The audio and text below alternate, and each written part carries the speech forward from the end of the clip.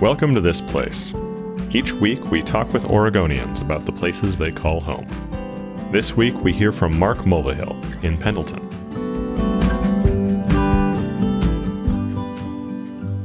Pendleton is a very unique community. I really enjoy living here. It's considered home.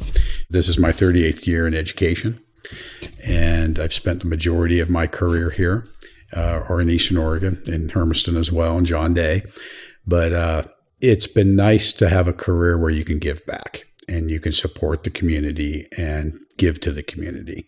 You know, there aren't that many of us, and so we need to bond together in whatever leadership capacity that we have to give to one another and give back to our community. It only makes our community stronger.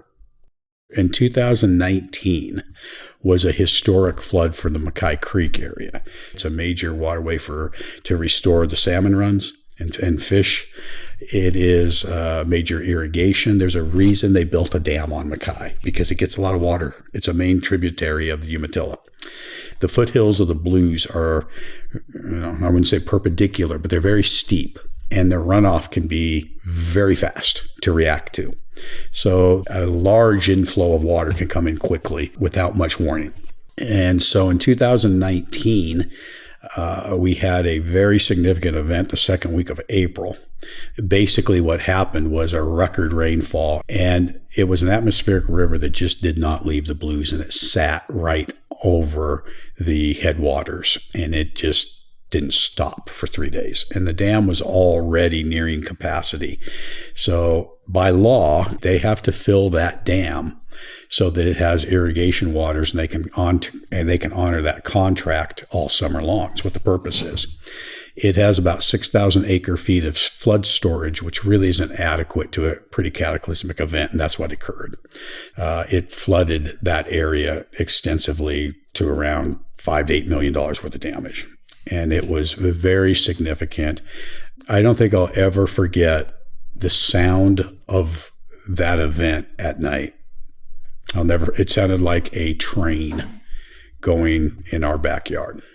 All in all, it was managed extremely well by the Bureau. All in all, the city and county emergency responded well. And so the communication was very good. They kept raising the water incrementally.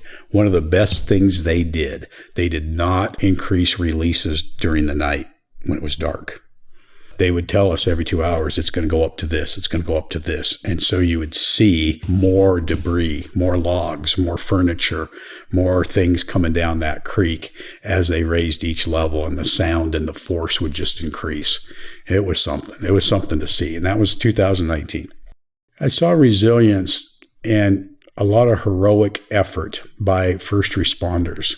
The city crews put up a light and stayed there with 24-hour-a-day surveillance with equipment to pull logs and debris out so that didn't clog and the water could flow. And they did that for days. I saw neighbors responding to neighbors.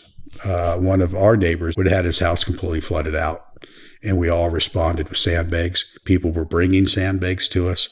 We were doing, a fireman carry, a bucket brigade almost of sandbags, and we saved his house. I saw people I've never seen before showing up, wanting to help, wanting to sandbag, wanted to save homes. And we did that because we care about our community.